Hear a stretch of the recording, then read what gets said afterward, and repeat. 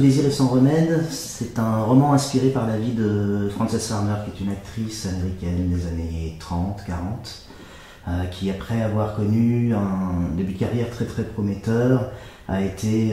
progressivement mise au banc de la société hollywoodienne, puis de la société américaine tout court, devrait-on dire, puisqu'elle s'est retrouvée plus tard internée. Elle a vécu presque 10 ans dans des hôpitaux psychiatriques. Et donc le livre retrace son parcours en l'apprenant à 7 moments de sa vie, 7 moments différents qui pour moi sont comme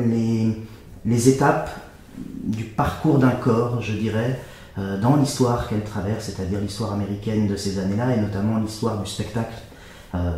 aux États-Unis, à Hollywood, mais aussi à Broadway, dans le New York du théâtre expérimental de l'époque qu'elle a fréquenté. Donc j'avais remarqué, en commençant à écrire ce texte, en réfléchissant sur ce texte, j'ai remarqué que souvent quand il y a des fictions biographiques sur des femmes, les pans de leur vie qui sont mis en valeur sont souvent très psychologisés, c'est souvent leur rapport avec leur mère, des choses comme ça. Et par ailleurs, les hommes, eux, sont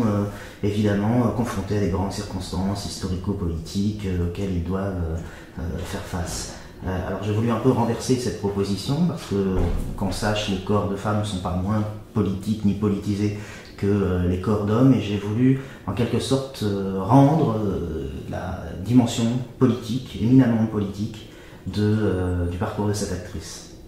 Alors pour moi c'est aussi un livre qui prend la suite des deux précédents, des deux livres que j'ai fait paraître ces dernières années, Les Effondrés et Acharnement, en ce qu'il explore une autre facette du pouvoir. Il y avait le pouvoir politique dans Acharnement, il y avait le pouvoir économique dans Les Effondrés. Là c'est le pouvoir de l'image, c'est le pouvoir iconique, et donc ça m'intéressait beaucoup aussi de me poser cette question-là et d'interroger la façon dont ce pouvoir affecte les corps qui s'y donnent, c'est-à-dire aussi bien nous en tant que spectateurs, notre regard, que les acteurs, les actrices qui sont